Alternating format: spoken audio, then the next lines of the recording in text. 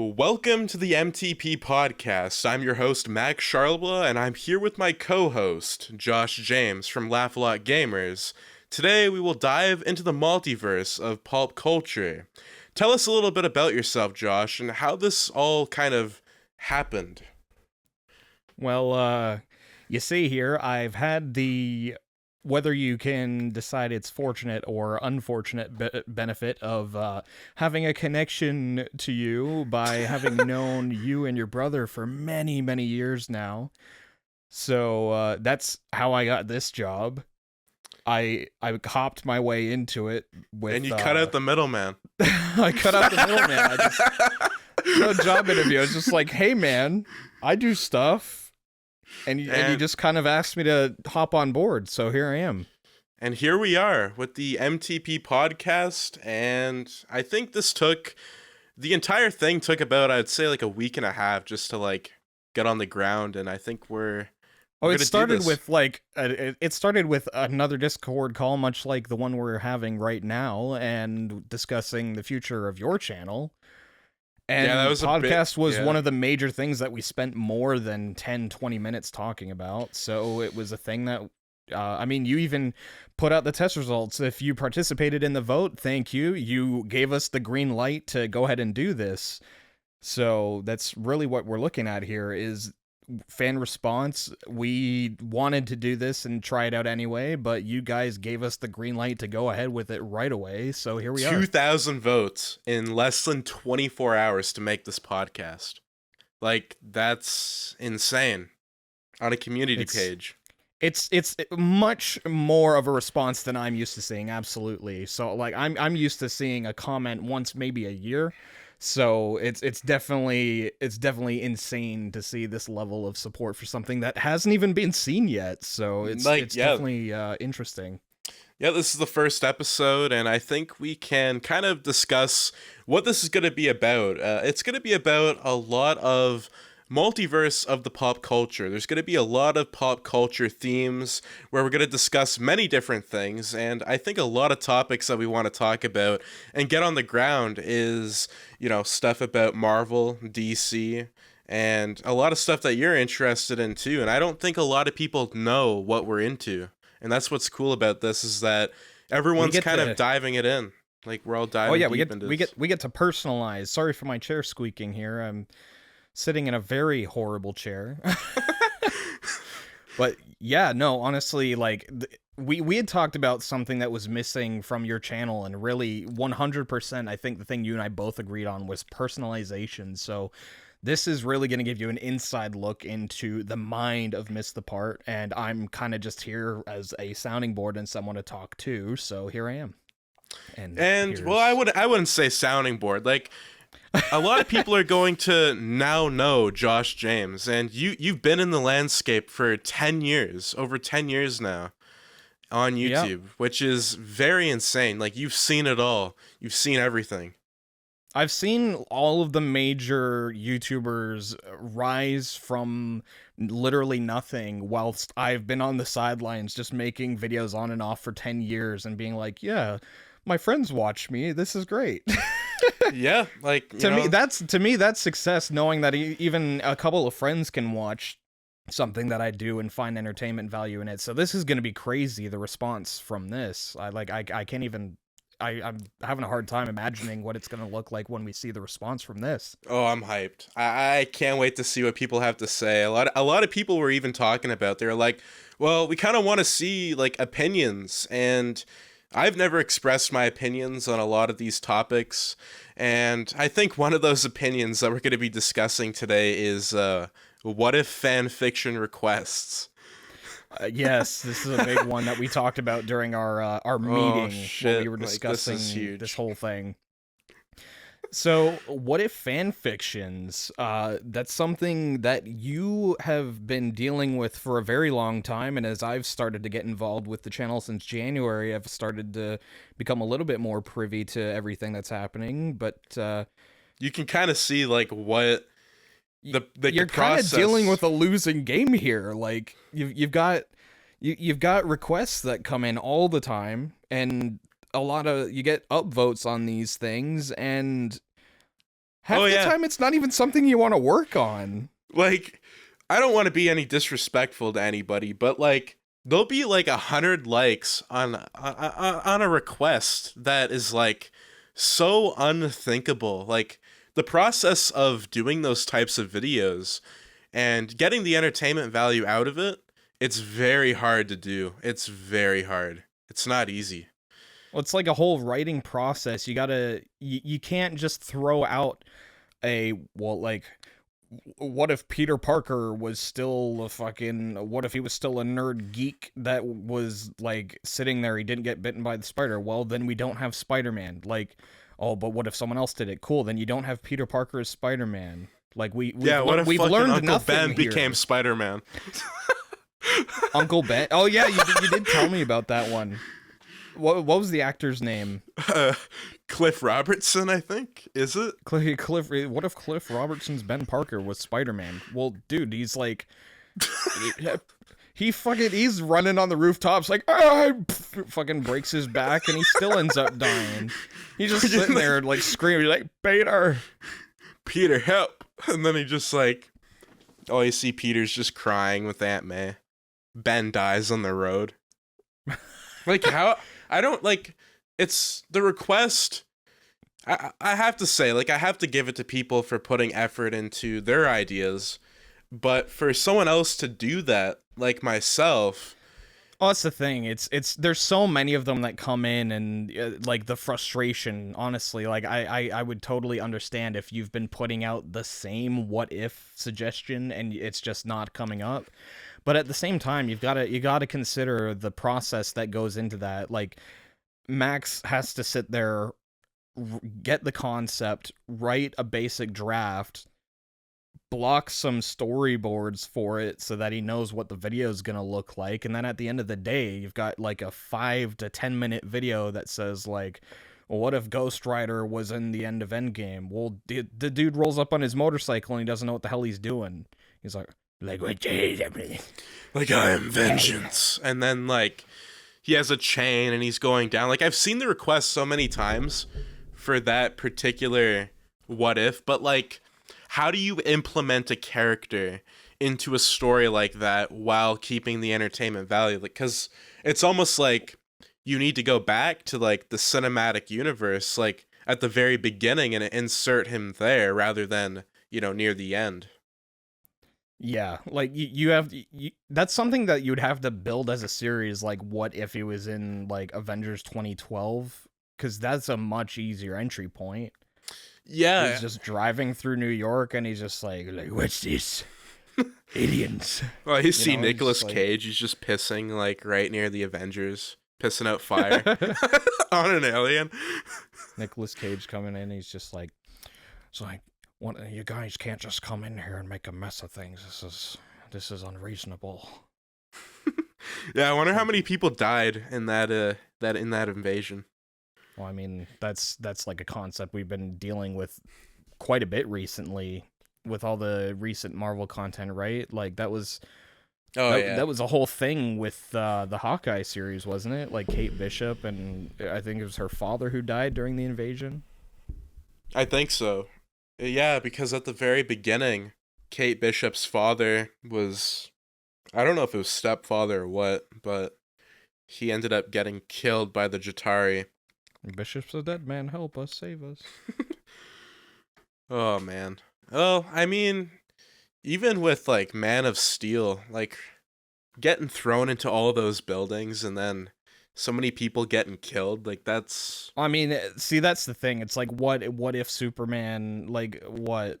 Like, we've already explored that, because Zack Snyder is very good at fleshing out an idea. The problem is that you usually have to wait until the director's cut is out before you actually get to see this is why this is. Like, no theatrical cut of a Zack Snyder film ever has the right amount of content to explain his idea. It just doesn't. It's impossible. Yeah, and I think with Zack Snyder's work, especially with, like, the Justice League and what he came out with, he did what no other director could do, and he really kind of went against the studio, Warner Brothers, because they hated him. Like, they hated his guts. And I think something happened with his daughter, and Yeah, his I daughter guess, Autumn passed away during the production yeah. of Justice League, and then they got fucking Joss Wetbag to come in and fucking do Oh, they messed Justice that League. movie up. That was Man, a piece of shit. I still haven't seen it. I just refused to see it because I'm like, I don't want to, like. It's bad. You say whatever you want to about Man of Steel and Batman v Superman, but at the end of the day, Zack Snyder had a vision for what that was going to turn into, and Joss Whedon's like, this is Avengers with DC characters. Yeah, and he put in all these like jokes, and Batman doesn't crack fucking jokes. Yeah, and you just see him killing people, but that was cool. I thought that was a cool concept because although Well, I mean, we've got that as far back as like Tim Burton and Yeah. Michael Keaton. although like he doesn't kill people, He's like gunning people down in the middle of the street. Yeah. Yeah, what did he do with It's the like- one guy? It's like, I'm Batman, I don't kill people. It's like, Batman, you can't just gun down civilians. Say, well, you gotta get the Joker. I'm like, dude, shut the hell up. What do you do? You just killed everybody. Want to that know was how on I that got block. these scars? Batman shot me. Want to know how I got these scars? Batman lynched me. He threw me over a bridge and my face got caught on barbed wire. We were in Vietnam for some reason. Like, what the hell are you talking about? But He's a speaking of goddamn DC, psychopath. oh my god. Speaking of Joker and the DC universe, did you hear about Warner Brothers Discovery? They want to utilize all these characters. So Warner Brothers, yeah. So like Discovery acquired Warner Brothers for like $43 billion, something like that. Oh, It's an insane man. number. So their whole thing was like, yeah, we're not seeing enough Superman in our media. We're not seeing like enough interconnectivity, which honestly I don't think needs to happen. I think DC's always sort of been. It's always been known that they can just sort of throw any storyline onto film at least in the animated side of things and have it do really well. So I feel like they just need to keep focusing on that. Just if you have a million different Batmen and a million different variations of the other characters, as long as you're telling a good story, people will go and see the film. Yeah, like if you could tell a story, like, have you ever heard of Red Sun Superman? I've heard of Red Sun Superman. That's the one where he's Russian, isn't it? Yeah, like imagine if they did like an Elseworlds like story where they utilized these like multiverse characters and they started doing like, okay, we're gonna do like a Red Sun Superman movie where the origin story is like completely different. Like I wonder how people, like average fans, would think of that, because it's almost like you're doing a Guardians of the Galaxy type approach with that particular movie, because you're taking a chance as a film director to do that. And I think with Warner Brothers Discovery now, I think they're gonna kind of open the floodgates to stuff like this. Hopefully, that'd be cool. Yeah, I think the biggest issue at play here is they're trying too hard to get on Marvel's level without putting the work in.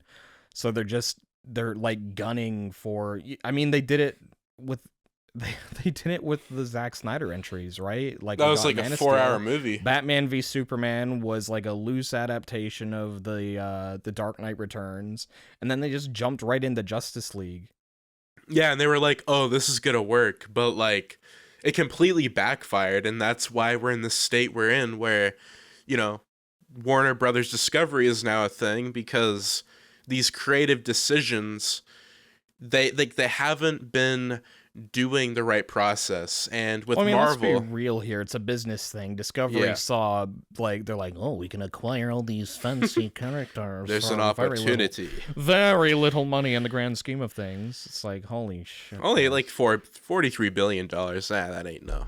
That It's ain't just nothing. fucking chump change for these guys. It's insane. Oh man. Yes.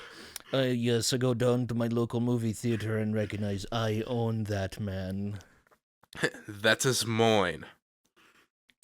Oh, I mean, man, like, chump theoretically, change. if these guys have, like, contracts, too, production contracts, too, you gotta figure. Some of these guys get locked into 10-year contracts, right? That was kind of what was going on with the Marvel films for a while, wasn't it?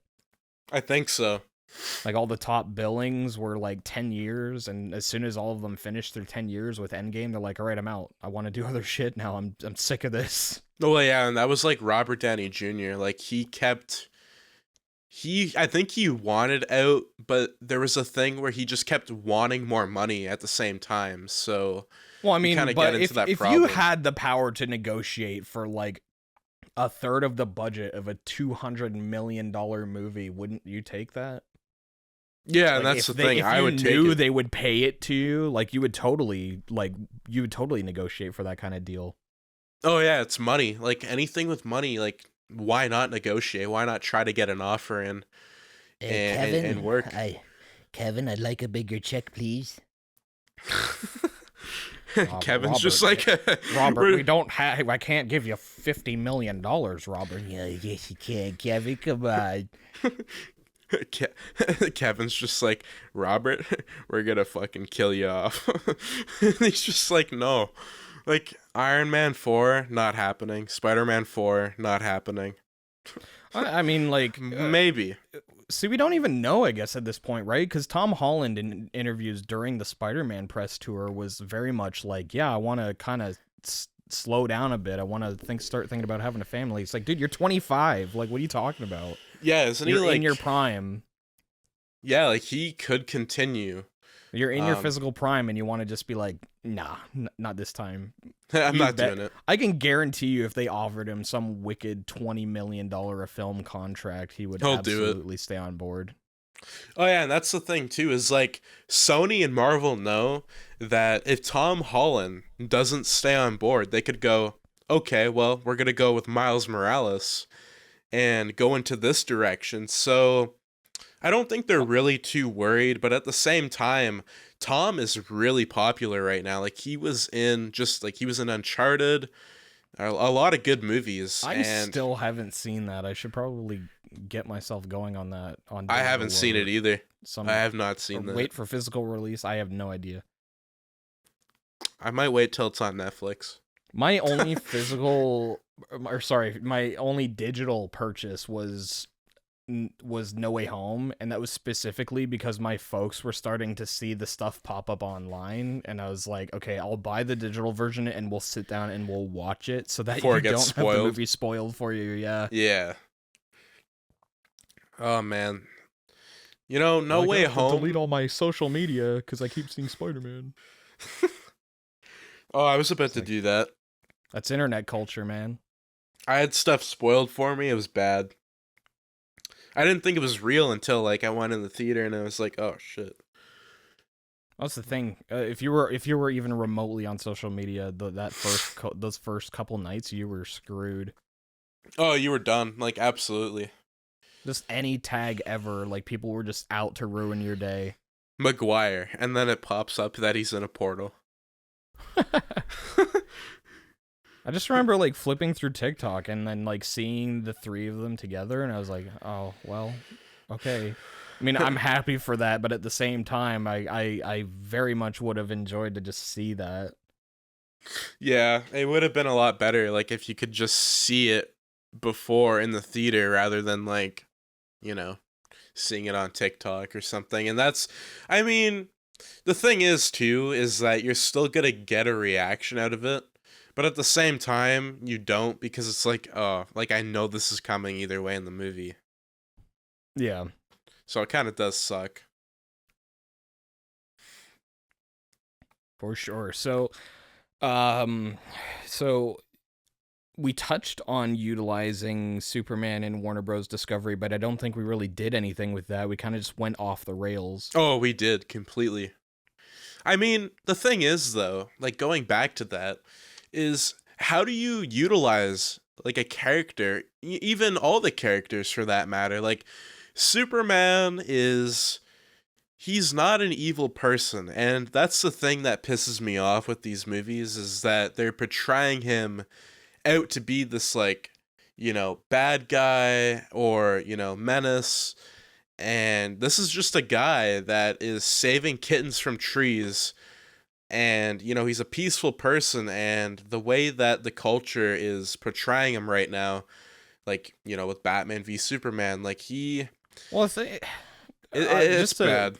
Just to cut you off for a second, like Yeah, the no way worries. that it was portrayed is that, Man of Steel had the ultimate controversial scene, right? The whole thing Yeah. of him like killing Zod, and they're like, Superman doesn't kill people, and I'm sitting there thinking like, I can think of at least a million different times. Oh, he's Superman's killed so many people. Yeah. But again, the issue is that he was doing that to save the people that Zod was trying to laser to death, right? That was the whole reason why he broke his neck. He didn't want to do it.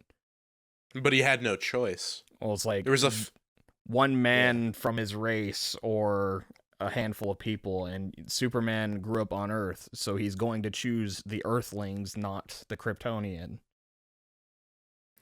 Yeah, and I think the thing was too is that like there was a family there, and the connection between like Superman was like he lost his like not biological father, but he lost his father in like what was it, like a tornado storm or something?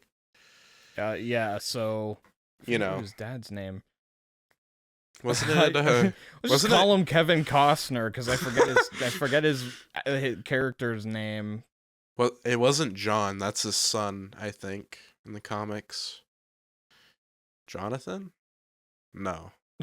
Jonathan Wick? Jonathan. Yeah, he's Keanu Reeves. Keanu Reeves was his dad. Oh, man. And he whispered, and he never took any lessons from me. It's just like, my dad always whispered to me all the time, and I couldn't quite understand what he was trying to say to me. But I think it was something about being a good guy. I don't know. I couldn't tell you. He just kind of went like, you want to make it's like, you're not saying anything. Like, speak up. What if events went differently? What if John Wick? Not to dish on Keanu Reeves. I love him. Oh, man, John Wick. What if he became Superman? Like, what if John Wick was Superman? what would happen? Give the man a gun. He's super dude. Going back though to Superman, like the thing is I find that the storytelling needs to kind of change a little bit, just because we keep seeing the same thing, like Superman is evil, or there's always something, and I kind of understand, but at the same time, the whole B plot of that movie Yeah. too, right? Batman v Superman, they kept showing like Bruce dreaming of a future where he was evil. And then and he was like, what, lasering him with like, I'm I gonna guess kill you. Why? Because Lois died. It's like, buddy, she's gonna die eventually. What are you talking about? Yeah, it's like, dude, like you knew her for like 2 years. I think that's the benefit of stories like Injustice, because Injustice is the ultimate what ifs, like on film and in video game, like comic video game adaptation, anything. Like it's as far as DC is concerned, that is the ultimate what if. I would say so. What if Superman got mad, punched hole through Joker's chest, and decided to be bad guy? Like that is the story of Injustice. That's like symbiote Superman right there, like him fully turning, just completely evil. I'm gonna use some heat vision on you. Well, yeah. So as far as Warner Bros. Discovery utilizing Superman, honestly, I think their best bet at this point would be to seek some type of agreement with Zack Snyder, allow him to continue his Snyderverse. You can ultimately have, like, they already have a Superman TV show, right, with Superman or Clark and Lois or whatever the show is called. I've never watched it. I can't remember what the show's called. I just know that it's sort of, people think of it as like, yeah, this is classic Superman. This is they what like I see as Superman, just the wishy-washy, like. It's a good theme though, what they have going, I think, from what I've seen. I think Zack Snyder like killed it with giving Superman some edge and making him more human, because that's the problem with Superman and why I find him boring personally, is because, like, yes, I'm Superman. I do everything. Well, yeah, and that's the thing too. Like, it's like I am a god. Like, okay, man, chill out. If I put a green rock in front of you, you melt. Shut the hell up. You're done. It's like, I can flick you across the sun and kill you instantly. The It's amount, like, oh. amount of kryptonite that people have access to in the DC universe is astounding, considering. That the planet got wiped out. And how does he not get weakened by being on the on the Kryptonian ship? Like, how does that work? I don't know. Like, is it a He goes on kryptonite? Zod's ship and he's like dying. Don't you remember that Man of Steel? He's just like he goes on to Zod's ship and he's just like, I'm dying. Oh yeah, I remember that. Immediately Yeah. flips back to, like, you know, because he's on Earth and then he's on the other Kryptonian ship and he's totally fine. I don't know why that was. Like, if it was It's been here for too long. It's adapted to Earth's atmosphere. It's like, but he's still walking on Kryptonian material. So he should be like dying. His legs should be jelly. Like, what is going on here? Oh, he's invincible. Just So I think what we can glean from this particular topic is that we don't know how they could utilize Superman because we just keep going off the rails.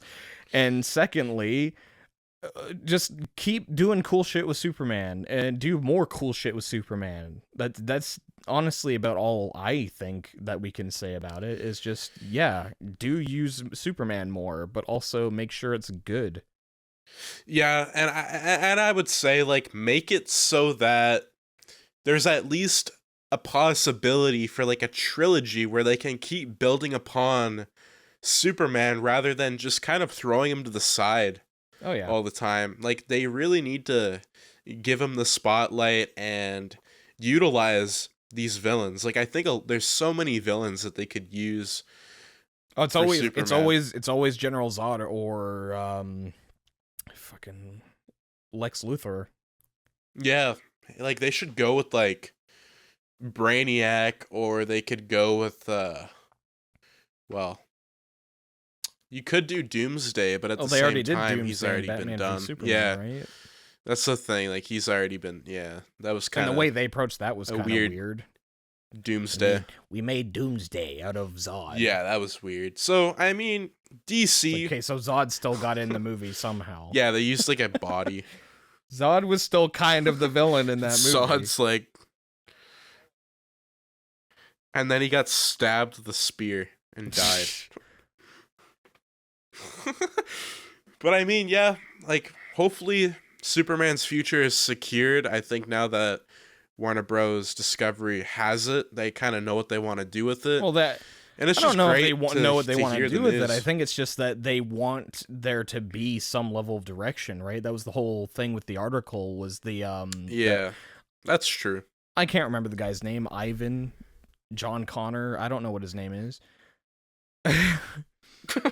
It's John Connor. He's somebody who's praised for some reason, saying that they need to have focus, and that's right. That's all they need is focus. Like, and they're like, we need a Kevin Feige like head of this thing. It's like, okay, but you need to. This is the problem: is that Kevin Feige is a fan of Marvel Comics and also a great businessman. So what you need is that. You need a great businessman and a really good DC comic book fan. Oh yeah, someone who grew up reading it. Jesus. Oh, Grew up reading DC Comics. yeah. Like, you know, we need somebody like that. Speaking of DC, how did you think about the Batman, how they approached that film? Did you see it? The Batman. I did The see Batman. it. I went to see it with your brother, actually. Oh, crap, really? Yeah, we went to go see it with our mutual friend Travis, which if you check out youtube.com/laughlotgamers, you'll see a bunch of Travis. Anyway, but we sat down, we watched the film. I had to get up and shit an hour into the film, so I missed a good 5-10 minutes. But thankfully, it was the part just when the Riddler was kind of like getting into the film. So they were kind of like, they hadn't had a direct confrontation yet, but they were like, yeah, I'm gonna listen to these clips. And then he did, and then suddenly he's just like, yes, Batman, I'm here to eat your jelly. And it's just like, You're not gonna eat my jelly, Riddler. You're crazy. Oh, that was nuts. it's Like, not how it happened at all, but Riddler was like, ah! And he was just going off the walls and stuff. Like, if anyone asks me, that's how I'm gonna tell them how it went down, and then they'll be like, "Really?" I'm like, "No, go see the damn movie. It's a great movie." That was a long movie, although it was good. There were 3 points where I thought the movie was done, and it just kept going. I know. I thought that too.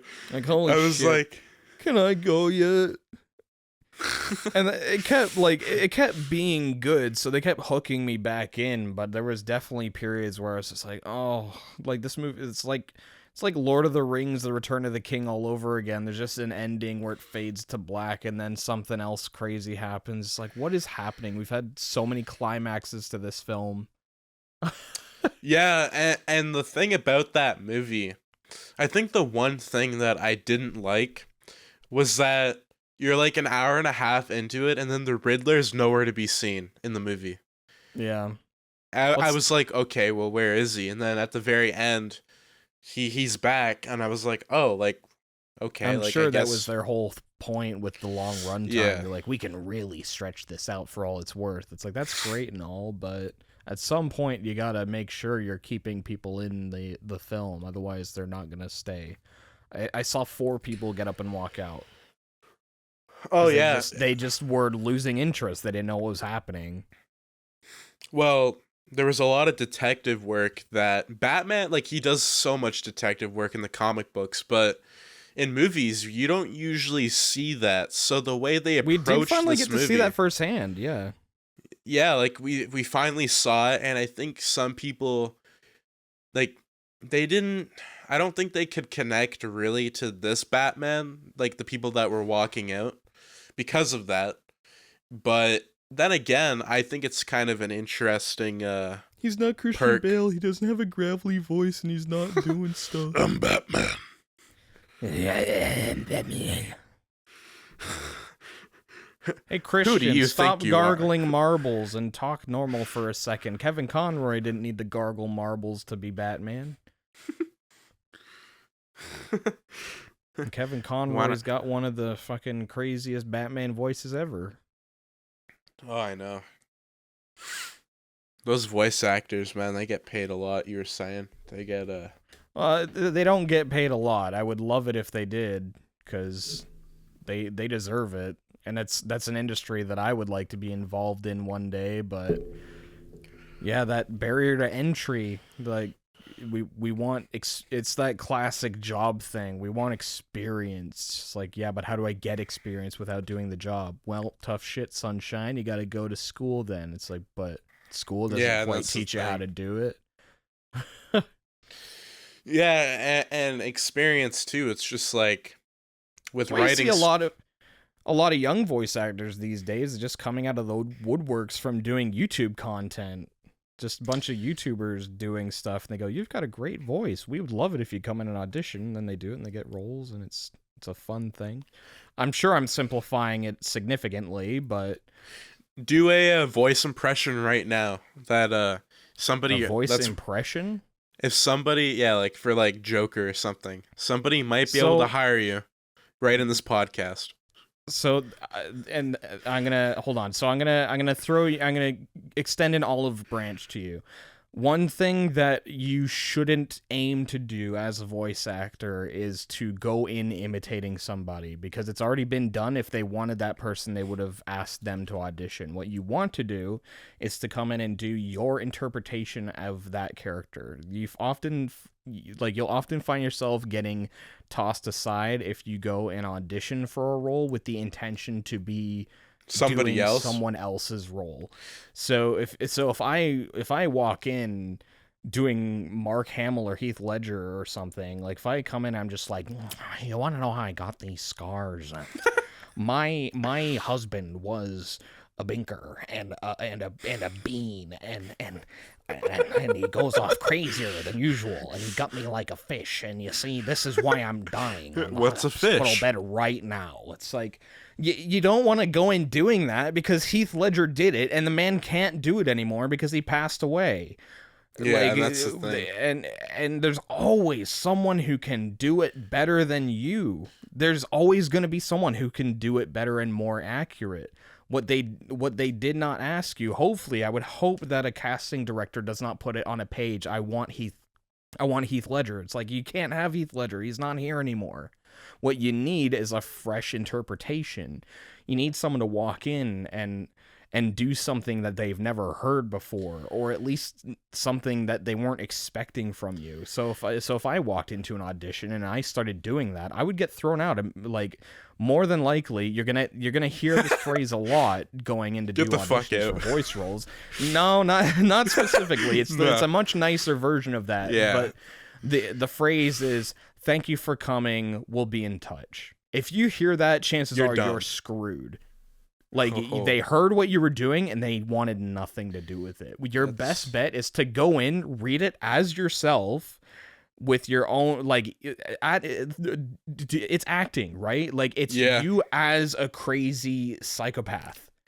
So, and if they like you as a psychopath, they love your Joker, right? That's the thing. Like, Mark Hamill didn't walk it because Tim Curry was originally casted to do the Batman the Animated Series Joker, but the executive producers weren't a huge fan of Tim Curry's performance. So then so what's her name? Andrea, I'm forgetting her name. I'm totally gapping.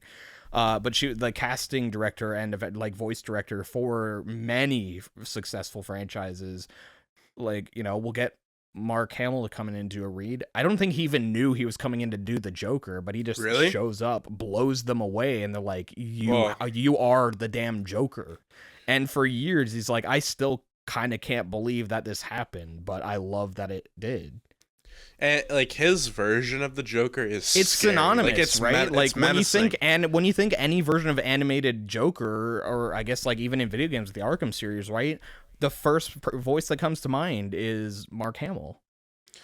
Was he in Batman Under the Red Hood?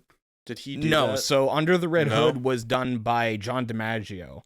John DiMaggio was the voice of the Joker in Under the Red Hood. Because I feel like for Batman Arkham Knight, Mark Hamill was in that, eh? Yeah, Mark Hamill was in Arkham Asylum, Arkham City, and Arkham Knight. All of them. Yeah. He wasn't in... Troy Baker did Origins? it in Arkham Origins. Yeah. Yeah, he did a phenomenal job, though, doing the voicing for Arkham Knight, because when you watch Under the Red Hood and then you go and play Arkham Knight, like, and hear those voice lines, it's scary. Like, it gives you goosebumps. Well, like, say John DiMaggio did Under the Red Hood, and he I think that John DiMaggio in Under the Red Hood was literally just his interpretation of the Joker.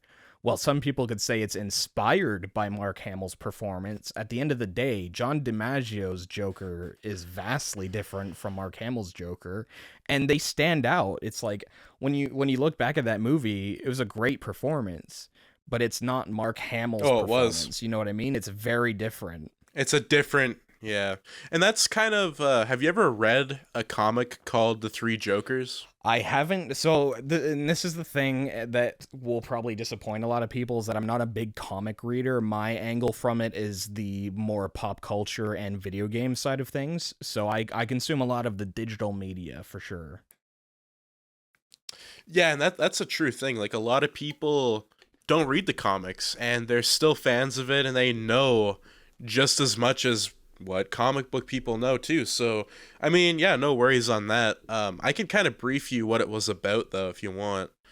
There was like three Jokers. Well, I would imagine so, based on the title. Oh yeah, the three Jokers. You had the 70s Joker, and then you had the Killing Joke, and then I think it was like the New 52. But so apparently the New 52 is the one where he cut off his face and wore it, right? I think so. Yeah, that was pretty messed up. Yeah, And that was one of those things that I didn't even have to read it. It was just like, if you follow pop You culture knew. content, you're like, yo, Joker cut off his face in war. It's like, that's fucking crazy. And he had like tape all over it. Like it kind of reminded me of Yeah, he like stapled it back Leatherface. on, and Yeah, yeah, it's it really mess. did. It was Yeah. like Joker Leatherface. So even that wasn't even an original idea. Yeah, and that's the thing too, is like you can kind of make your own crazy for interpretation. the Joker, but it was like like Joker just dialed it to 11. He's like, What if I cut my face off? What would happen?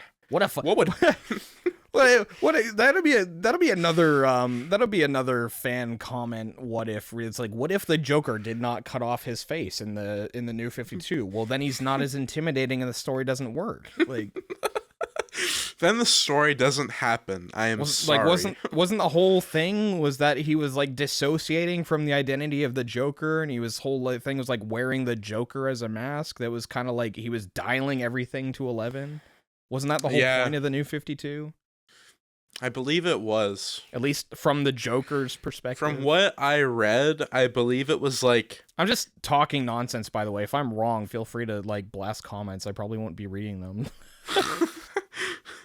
like honestly, Joker like is mysterious. And so the three Joker storyline kind of goes over that there's always been three Jokers running around Gotham committing crimes.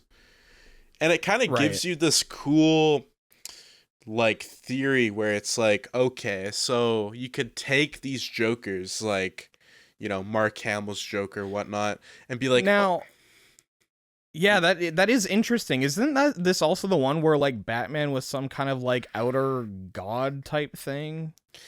yeah, like he went on this like chair. I think it was like the last comic book of the New 52, and so he sits on this like god-like chair, and he's like, who is the Joker? And then it like tells you It's you, Bruce. You're the Batman. you are the Joker. Could you imagine? That would be the dumbest. What if Bruce was the Joker? It was Oh, like, man. he looks in the mirror and he just like That's real though. starts It is melting real. down. Like, have you heard of It's like, what isn't is the it? whole point is like Batman and Joker are yin and yang, so it makes sense. Yeah, you could sort of spin that angle, but at the same time, it's like having them be separate individuals is because you're trying to illustrate to the audience the good and evil and what bad, like, you know, because Joker's whole thing, right, his whole origin is like going insane from, you know, is the Killing Joke specifically. I'm going with that version of events. Is he's, you know, it's like all it takes to drive someone insane is one really bad day, and that happened That's to true. Bruce, right? But Bruce is the thing that happened to Bruce is that Joe Chill killed his parents, and he said, I'm gonna make sure this doesn't happen to anyone else. Whereas the Joker was like, I'm gonna make sure I never feel this way again. So he just makes everyone just as miserable as he is. Yeah, and he tries to get them to like his low because he doesn't want other people feeling what he doesn't want can't anyone feel. else like above him, right? Yeah, like he wants to have the power. It's like, no, I'm gonna bring you down to my level. That's his whole thing. There is an actual merge of the Joker and Batman, and I The think Batman it's who called, laughs, right? Yeah, the Batman who laughs. That's creepy. And he has I'm like only two aware of that. Robins. I'm only aware of that from seeing like merchandise in stores and things. Like the Batman who laughs, that's neat. And then of course you go online, you're like, oh, it's a whole deal. Great. It's something else I don't know about. Like the only way that I saw that, or the only reason I saw the Batman who laughs, was because I saw something at GameStop, and it was like a figurine or something in the back corner, and it looked really interesting. And I read the bio of it, and it was like some alternate universe where like I guess he became the Joker, and like he has like these two Robins like on a chain. It's really creepy. Yeah, no, it's again, I guess that's the thing that's difficult about, and again, these are all things that happen with what ifs, is that so to bring it back, whoa, I burped. Whoa, that's all right. What brought it back to what if fan requests, right? Is that, yeah, you have to consider, again, we explained this before at the beginning, but this is why a request is so complicated, because you have to consider that you've had this thought, but at the same time, without going into detail and just saying the words, like, what if Batman had a green shit one day? Like, it doesn't change anything. So what you need to present with an idea, and this might hurt a couple people's feelings, but I want to just put this out there. When you're going to do a fan like a request for a what if, understand that we do see them. We understand it's something you would like to see, but I'm going to put out something that might make you feel a little weird. You can cut this out if you want to. Is if you want to see that done, you should write it and post it somewhere, or you write it and post it on Reddit or some type of fan, like 4chan fan page. I don't know where your platform of choice is, but if you want to see that done, by all means, go ahead and write it. I would love to see a proper like thing written about something like that. But when you just say what if Uncle Ben's lost vision in his left eye? Well, then Peter and Ben both die in a car crash before they get to the library. Like, you just created the dark origin story of my rival YouTube channel in the future, where he heard this podcast and he was like, "Fine, I'll do it myself," like Thanos, and just like Thanos. Yeah. Like, I don't want to insult anybody. Yeah, like, again, and that's not what this is. It's literally just if you want to see that, then you by all means you write that. What the what ifs that are presented on the channel MissedThePart is literally, it's something we've developed for you to see. So, and that's the thing too. It's not that it's out of the realm of possibility, and I'm sure in the next episode or in a future episode of this podcast, we might even explore, like, as a segment, we can explore a couple of what if ideas and just sort of give you a rough version of that in the podcast. But the one thing I want to put out there, having been involved in doing some work for the channel myself, the scripts take some effort, man. It is not easy. They take like way too long. Like, took me 12 hours to write a draft of Spider-Man 4. I was like, okay, I want to like do my own original story, but I wanted to kind of keep the themes of what was already built up without going into like you're like an interpretation of Sam Raimi's Spider-Man 4? Yeah, like I wanted to do something that Sam Raimi could have done. Not that he would have done it, but that's challenging because Sam Raimi is like, he's definitely the kind of director that's like, he's out there. He thinks of stuff that you probably don't even think of until he himself has done it. You go, wow, I didn't even think of that. You know what I mean?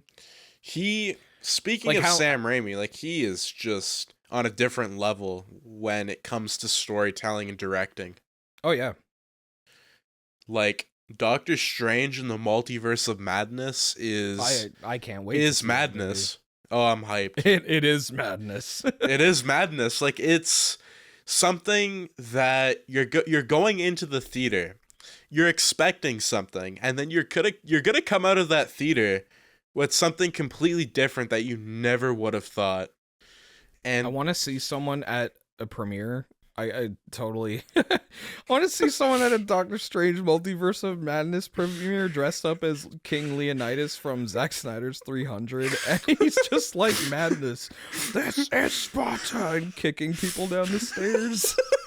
Imagine that if he just comes right to Sam Raimi. He's doing like an interview. So Sam, oh no, and then it gets like interrupted. Kicks him. Oh man. Oh my god, that would... It's the dumbest shit. Ignore me. I don't know why, I just pictured it in my head. Like, what if, man? Oh man. That's what this channel's all about, right? The multiverse of possibilities. The multiverse of the kind of shit that happens in our world, man. What if What if events unfolded differently? What if Jeffrey crossed the street like half a second later and got hit by that truck? What if Oh no. his family would be upset and there would be some bills to pay? Unfortunately, that's just how these things work. And that's the thing with what ifs is anything can happen. Like even with a crazy request, like you can make it into something. But at the same time, like when you're storytelling and putting it out there, you have to make it like watchable. Like you need people invested, because if nobody's invested, then your efforts are in vain pretty much. Like let's say I made, what if Uncle Ben was Spider-Man? How does that story play out like realistically? Like does Ben like tell Peter what happens? And you can't just say Ben Parker's Spider-Man. Like how would it happen? Like you got to make it entertaining. And unfortunately, I feel like for that particular topic, it's almost impossible to get it Whoever right. wrote that in the comments, we are not trying to pick on you. It's just a very distinct example. No, we're not trying to pick on anybody or insult anybody's ideas. I love all the ideas. I've said it in the comments many times, but to implement, an entire story that's at least 7 minutes to 20 minutes long, it is pretty hard to do when you're writing that particular story. Especially, and again, by yourself. Yeah, because I feel like the way that I would do that if I had to is I would have to make Green Goblin like the main villain. Like he would have to have full control of Oscorp. There's no Spider-Man, and it's just really difficult to see that come to fruition, unfortunately. Well, like yeah, to me it just like it without sitting there and heavily, like, this is something that you'd have to sit down and brainstorm for hours for sure. You'd have to be bouncing this idea off of numerous people that are familiar with the subject matter and being able to like come up with a genuinely like gripping version of the story, because just saying Ben Parker's Spider-Man is like, again, all I think of is funny shit. I there's not a single thing that makes me think that it's a realistic outcome, and it's pure. It's not because it's a stupid idea. It's because it's a very challenging idea. Yeah, and the idea is self-centered, I would say too, because Ben Parker as a person, like his role is so little in the movie, so changing that role, like where do you put Peter in this whole predicament? Like what happens to him? What happens to the family? What happens to Oscorp? Because what people don't understand in that particular movie, Spider-Man 2002, is that Oscorp was probably like the main thing in that movie. Like they were doing experiments. Quest Aerospace wanted to take it over. So the whole reason Green Goblin became who he was because he wanted to take. Yeah, it was like his life was being destroyed before his eyes. His life was out of his control. Yeah. The Green Goblin personality was literally, it was Norman unhinged. That's what it is, and I don't think we saw a better example of that than when we saw No Way Home. That was just insane. Oh, No Way Home completely showed that side of like comic book Green Goblin, like the one where he's hell-bent on just murder and killing and being so evil that you're like, I want to see more of this. And so when you're going into like a movie like Spider-Man 2002, his whole life is crumbled, and he wants revenge, he gets revenge, but then the key moment is that like that whole expo, like the only person thingy. Well, it's the whole thing of like would he have been truly evil if things had worked in his favor? Because I always wonder, like, you talk about like good and evil all the time, yin and yang. Yeah. And would the Green Goblin have been this crazy authoritarian dictator? Would he have risen to such power, or would he have just calmed down and been fine if Spider-Man wasn't involved? because That's the thing. he took yeah. control of Oscorp. He did what he wanted to do, and it's like, well, we want more power. Excuse me, we want more power. So what? So you go run for the Oval Office. It's like that's all things you could consider too. Like, what if Spider-Man didn't happen in that movie? That's how I picture that going down. Is that he just has this insatiable Crave for power. Yeah, like he's just I want more. So he just Jeff Bezos is that shit, and then like you're good to go. He just rules everything. For some reason, that kind of reminds me of, like, I don't know why, but it reminds me of, like, Anakin Skywalker wanting, like, more power. Like, Green Goblin, let's just say, for the sake of saying it, Spider-Man doesn't go to the expo. Like, he's not even there. He's not present. He doesn't fight Green Goblin. Green Goblin kills the board members, gets away with it, leaves, the end. Like, Green Goblin going from there without having Spider-Man involved, and like even if Uncle Ben was Spider-Man, if we're just saying that, and he has no involvement, then you just go from this really power-craving person that is, you could say that he's like a psychopath murderer, but would he really do that? And that's the thing, is, I could see him maybe becoming president and just controlling, but where does the power end? Well, that's just it, right? There's like a specific level, and we saw too that the technology in the MCU was drastically advanced and different compared to the world that Octavius and Osborn were coming from, right? Like they were fascinated by the level, like even Electro, like this power is different, like it's like insane. It's unreal. The difference in of technology available, and obviously it's fiction, but you have to consider that there is a cap to that universe's version of what things are. I mean, you think of today, like we don't have flying cars like Back to the Future showed us in the second film. Like, yeah, we don't have that. We're nowhere near that level, right? So we don't have Terminators walking around. It's different. It's all subjective. It's all, you don't quite know unless you have certain things go right. And it's all things that you have to consider in the script writing. Like you have to consider, how does that happen? And if that happens, what does that do to this character? And where does that leave these people? Or what does that do to the continuity if we change that? What does that do certain characters even exist because of that? Like it all throws things out of loop. So yeah. you really have to not only tell an entertaining story, but you have to consider how this affects the world of the franchise at large. Like, it'd be a good example of that. That's the problem.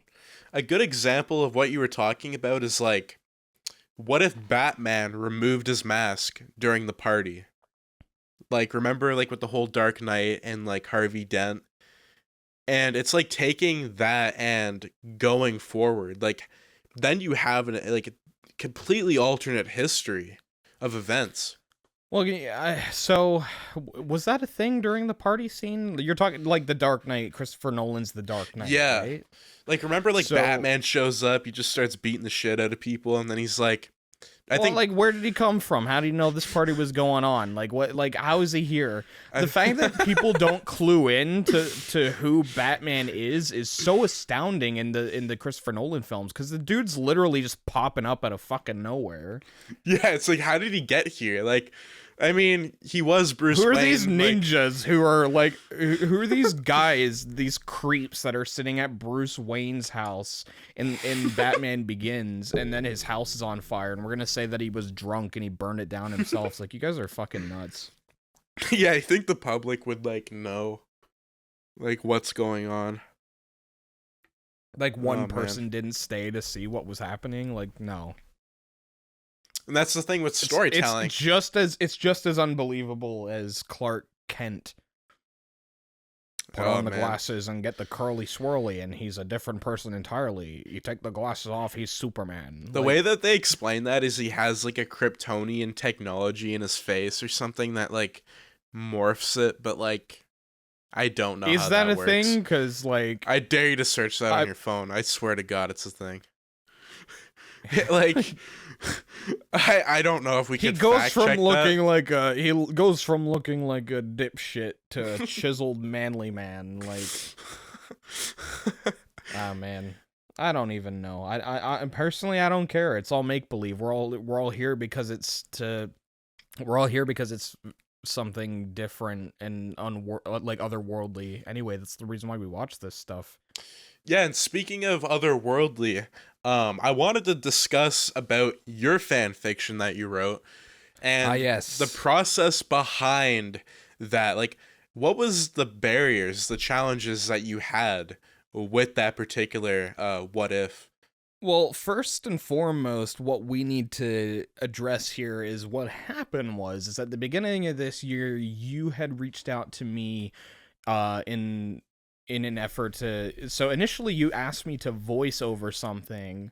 I saw the script that you passed me, and I thought, this seems a little bit hard to read. Can I adjust this a bit?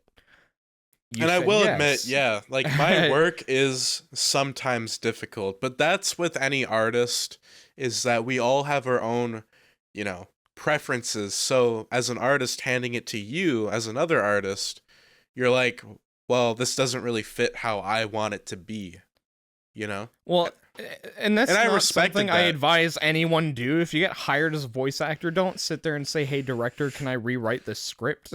Like, this is the reason why Edward Norton isn't cast in anything anymore, because this dude just literally is like, I don't like this movie, redo it. Like, Redo. Don't do that. I wasn't offended, though.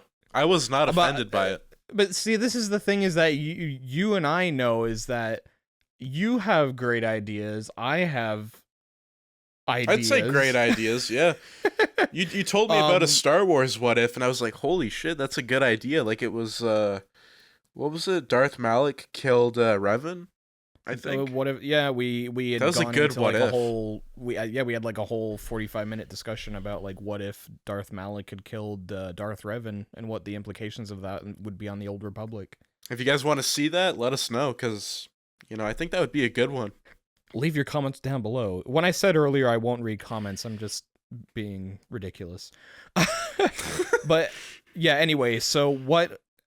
just to get back on track again, it was you had asked me to do that. I said, can I rejumble this so it's a little easier to read? And while I was doing that, I was like, the idea's here, but I knew immediately that when you sent me that script, it was coming from somebody who knew of the content but hadn't experienced the content, and as someone who's like...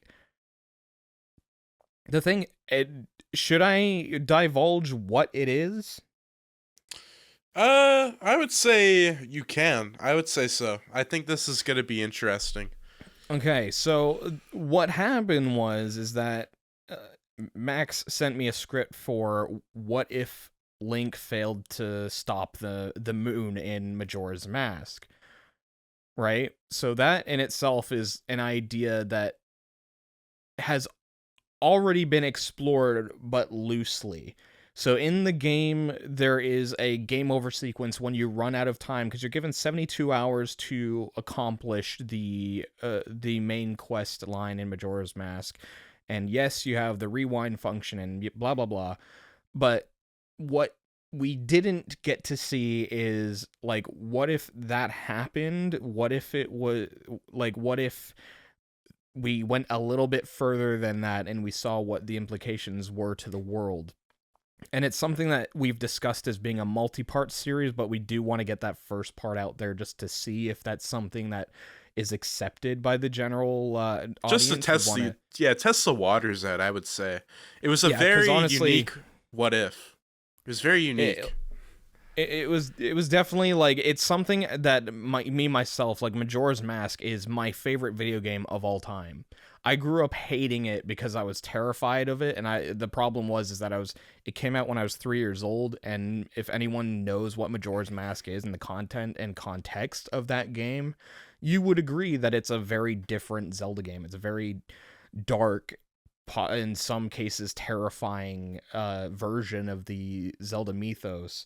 But what you know, as I got older, I started to appreciate that more, like the depth of the storytelling and the character development of these characters that are literally just an alternative version of real people that exist in a different, you know, in a different plane of existence. We're talking Hyrule and then Termina, which is essentially a dream world. So the idea that those versions of the characters that we see in the initial journey in the Legend of Zelda Ocarina of Time game are like, they're so standard fantasy, and then suddenly it's like, oh, these are people living lives, they're on a schedule. It's like in stages, pretty much. Like, for a game of its time in 2000 to say that you had a time loop game where people lived lives and had like whole like things that happened over a 3-day course, that's insane, not only from a technological standpoint but from a storytelling standpoint. And to put that out, like, to Nintendo giving that the green light during that time, 2000, and that was literally what we were supposed to get, was another Shigeru Miyamoto, like, well, I want it to be something innovative. I'm not even going to try and do a Japanese thing. I'm not going to make myself look like a dummy for doing something like that. But him saying, like, no, I would, like, if we're going to do that, I want an expansion to Ocarina of Time. Well, how about we did a new game? And then he goes, well, you have 1 year. You have 1 year to make this. And it ends up being the most standout of any of the games as far as storytelling and just like even mechanically. They haven't done anything remotely close since then. They took a chance, went for it, and it became successful. And it's become this insane cult classic. So the exploration that I got to dive into is something that I'd thought about for a very long time. So this is something that I'd been going over in my mind for many, many years before I stopped and sat down and wrote this script. Were you surprised to hear it? Like, when, like, I told you, like, I wanted a script, like, were you shocked that it was, like, of this nature? Like, did you think it was gonna be, like, some, like, Iron Man, like, random what if thingy, and then you were like, whoa, like, this is kind of aligning with your ideas? When I read it initially, it did have the groundwork of something, but like I said, it did seem very much like an outsider saw the pieces and put something together. What I did was I took that idea and cut out chunks and bits and pieces and went, okay, so to make this more accurate, let's insert this bit of information here, tweak this bit of information so it lines up a little cleaner. So basically that first script, while I did heavily edit the idea, it is definitely, it started as Max's idea and I changed it into something that was coming from more of the perspective of someone, because that's the whole reason why your subscribers are here, right? Because you know a lot about Marvel stuff. So what I did was go, I know a lot about video games in general, Zelda like more than some other franchises. So I took what I knew and put my ideas front and center and went, this is my idea. I have a second and third part boarded and rough drafted, but we're gonna wait and see what happens with that. Yeah, and that's the thing is, I keep saying that's the thing, but personally, this is going to be very interesting because this is a what if. This is like a concept that I don't think anybody has touched upon on the platform, with Nintendo for that matter, and that's why I was kind of intrigued by the idea, because I remember my girlfriend was talking to me and she was like, hey, like, you haven't done Nintendo, how do you feel about doing that? And I was like, oh, I know a guy that could do it, and that was you. And I was like, I think this would be a good idea. And so, we kind of like connected and the whole magic happened, I would say. And now we're in this predicament now, or not predicament. We're in this really predicament. Predicament makes it sound like it's a bad thing. Yeah, we're in this situation now. Like, you wrote this script, and now I've got this bullshit ass video to work on. Like, we're in the in this interesting podcast, not predicament. And I think, like, it just happened. Like, it was just like, it's kind of like how the dinosaurs got wiped out. Like, it just happened. It was meant to be. like I was eating bananas off a tree, and one just I thought, it's getting a little hot out here, guys, and then suddenly I was dead. Like, that was it. That's how the dinosaurs died. They just a big rock came down and burned them all up. Dead. Gone.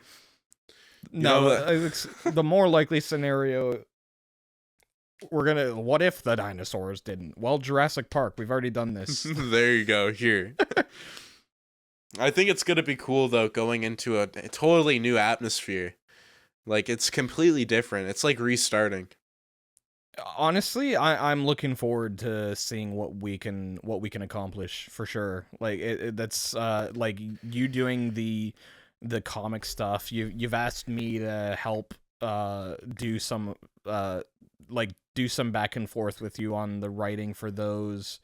I'm interested. I'm definitely interested to see what happens, and hopefully you guys are too, because I'm gonna be honest here, guys.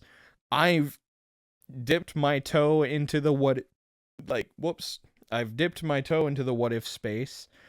And I've got to say, it's very challenging, but I'm here for it. I'm definitely interested to see what we can come up with.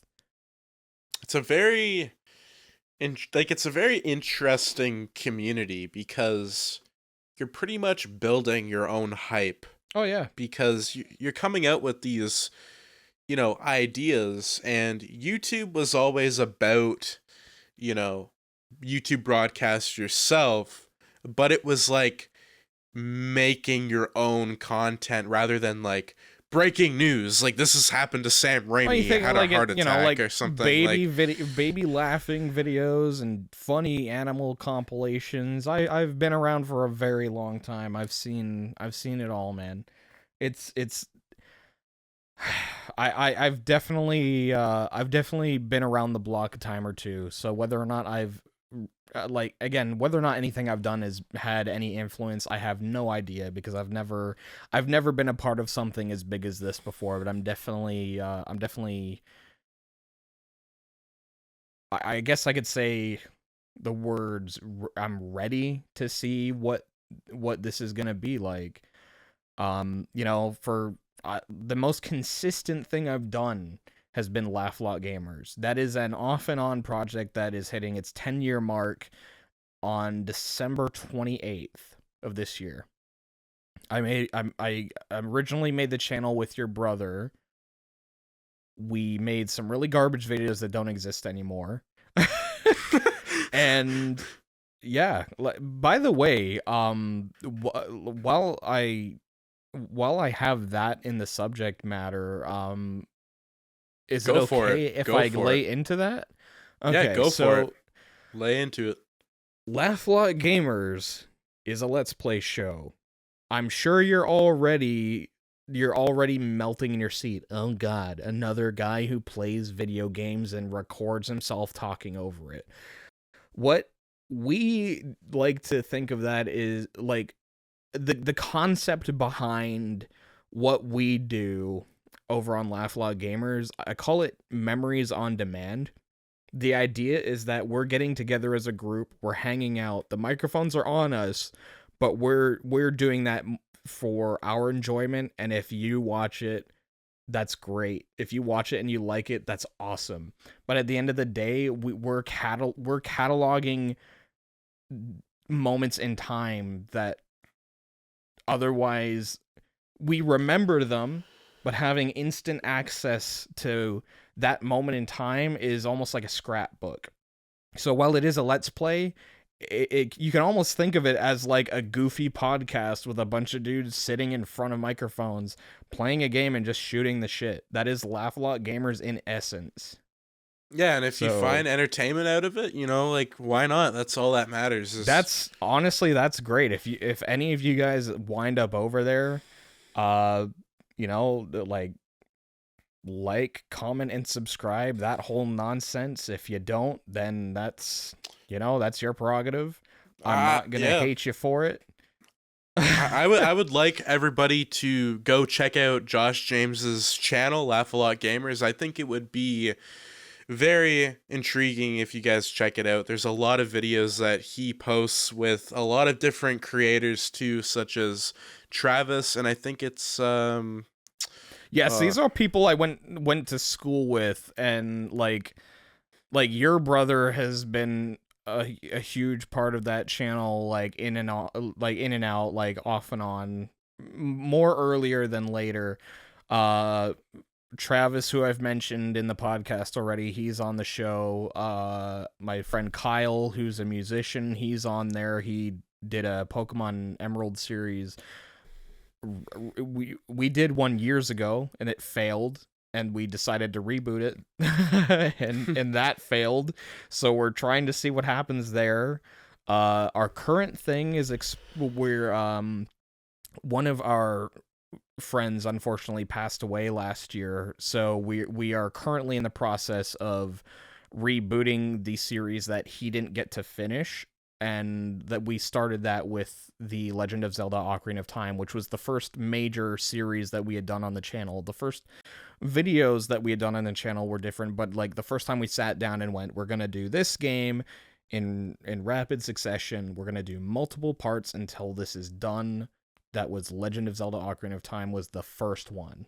That was the first one, and that started in 2013, that series.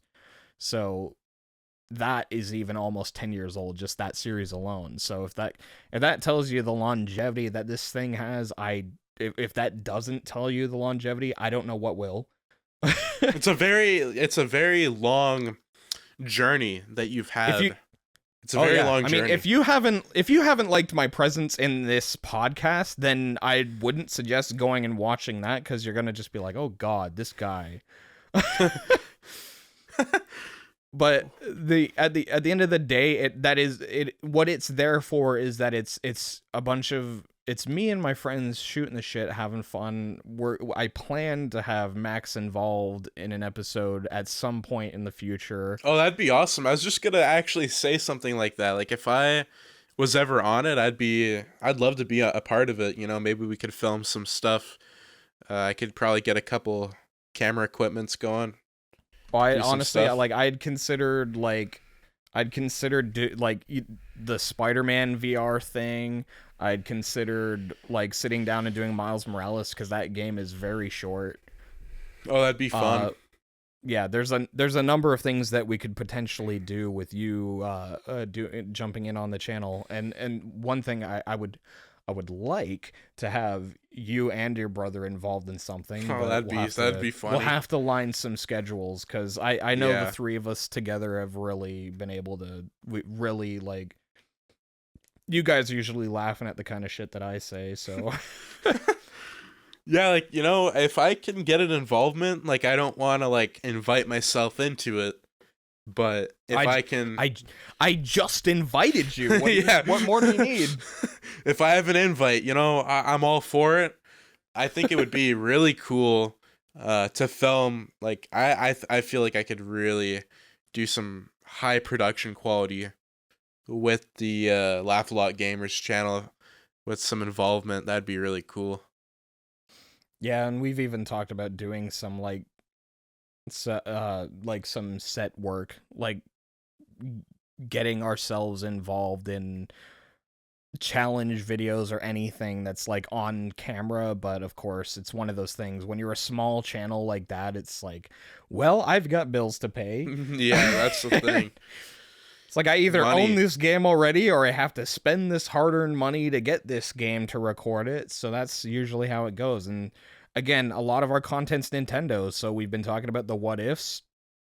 and everything that are coming up on the channel, like Nintendo what ifs and video game what ifs in general. Like, we don't typically dive into that a whole lot on there. I mean, it's usually just goofy shit, but It would be cool though, like, you know. Again, if you like my commentary on this, I'm sure you'll probably like my commentary on that channel even more. You'll enjoy it. I'm no holds barred on there, like, at all. Nope. If I'm, if you don't like what I'm doing here, unfortunately, Mask, Jesus Christ, his name's Max. The Mask hired me. I'm the Jim Mask. Carrey. Imagine Jim Carrey, that. the Mask hired me. If I just turn into the Mask. No. Max hired me to co-host this podcast with him. So as long as this is happening, you guys will at least hear me on this. As long as Max has me doing video game what ifs, you will hear more of me on this channel too. Oh yeah, you're gonna hear a lot from Josh. We're gonna come up with some ideas. I think we're gonna get in a list of potential ideas that we can do, and then kind of bang them all out, maybe all at once. But going forward, I think it's gonna be a really cool future, especially with podcasting and recording. Potential video game content. That would be cool. I would love to do that. Oh yeah. That's honestly, like, being able to have an opportunity to be a part of something this big, it's insane, and I'm happy that you thought of me to do this stuff with you. It's really great. Yeah, no worries. What I'm really anxious about is what happens after this. Like, this is the first thing. We haven't released anything yet, so it'll be very interesting to see what the effect of this is on the stuff that you do, the stuff that I do. It'll be very interesting. Yeah, it's almost like an amalgamation of channels coming together and just making some cool shit happen. In the comments, is this really the person you thought of as a partner? Couldn't you not have thought of someone else who wasn't an annoying piece of shit? Well, I think the thing is that this is our first time, like, doing an entire discussion with, like, me and Josh, like, have not done this yet, and I can already tell that there's, like, a dynamic. I can kind of see it. I bring the energy. You bring the energy. And a very noisy commentary. I cut you off so many times. Oh, I know. Shut up, let me talk! It is completely fine. But, yeah, I think you're going to see a lot more from Josh James on the MissedThePart channel, as well as Laugh-A-Lot Gamers. That being said, do you have any final thoughts, maybe? Any closing thoughts? Well, honestly, I think we said everything that we needed to say. I think, like, again, I'm really looking forward to seeing what happens in, like, I mean, if you're watching this and you've stuck around this long, thank you so much for things are gonna get your good. Time. This is very much a pilot episode. We will organize ourselves much better going forward. We really just wanted to get something recorded. And just talk. So if this seems jumbled and out of order, it's really because we have not sat down and done this before. I've done a podcast before, but that was super, super segmented, and it felt unnatural, and that was one thing Max and I talked about, was being personal and as loosey-goosey as we could possibly go. So if that works for you, awesome. Leave a like, comment, and subscribe. If you didn't like it, well, I'm sorry. There's nothing we can do for you, because, Norman Osborn, he always has the pumpkin bomb. You never know when he's gonna explode it. But that being said, we'll see you guys. I just randomly did it. The Norman laughed just then. You said Norman, and I'm like, yeah. What? How does he laugh? This man. Oh my god, man. You gotta do some voice acting on some of these what ifs. That's the intention, man. Yeah. You just gotta send me some lines, man. I'll do something. We'll It get might it not done. be good, but we'll see what happens. Yeah, we're gonna get something going here for sure. There's always gonna be your critics, and I very much expect to get, this guy fucking sucks. Oh, we're gonna get a lot. This is the pilot episode, so it's everything guys- goes. This is ridiculous. Although a lot of you guys were very supportive. Like we said right Yeah. off the bat, 2,000 votes in less than 24 hours, and 80% of you were for the idea of a podcast in general, and both of us were shocked. They wanted it to happen. And like, while we're recording this, we are like 12 hours since that post or so, right? I think Like it so. is very, very much like this is a very new and rapidly Yeah, progressing 2.2K thing. 12 hours ago. Yeah, and that is overwhelmingly positive response. Even before you guys have heard anything, like this is I can't wait to see what happens. I think it's going to be really intriguing, and I think my main Well, like, goal would be I gotta is to have it live action. Oh yeah, for sure. Well, I will like wake up the day after you post this, and then just I don't know how many of you guys are gonna watch, click on my stuff and watch it or subscribe. It's all But going I to be do like hope to see a few. I do hope to see a few of you there for sure. I can't. I don't know the extent that's gonna be. If a bunch of you come along, I will probably make a video dedicated to thanking you guys. If it's just a handful of you, then I will talk to you directly, and I will do my best to talk to as many of you directly through comment section as I can. But even on this video too, like feel free to address me in the comments, and I'll post from the Laugh A Lot Gamers channel in response. Yeah, we'll let you know Or the updates. even my personal account, Josh James, for sure. Yeah, definitely. Like Josh James, Laugh A Lot Gamers. Check out Josh. Definitely. I highly recommend you do that. Also, if you guys are new around here and just stumbled upon this video, do make sure to subscribe, like, share on the channel. And I can't say it enough. Go to Josh's channel, give him a subscribe, see what he's all about. Because we're going to be doing this a lot more, and you're going to want to see what we have to offer on this podcast. That being said, take care, and we'll see you guys in the next video. Peace out.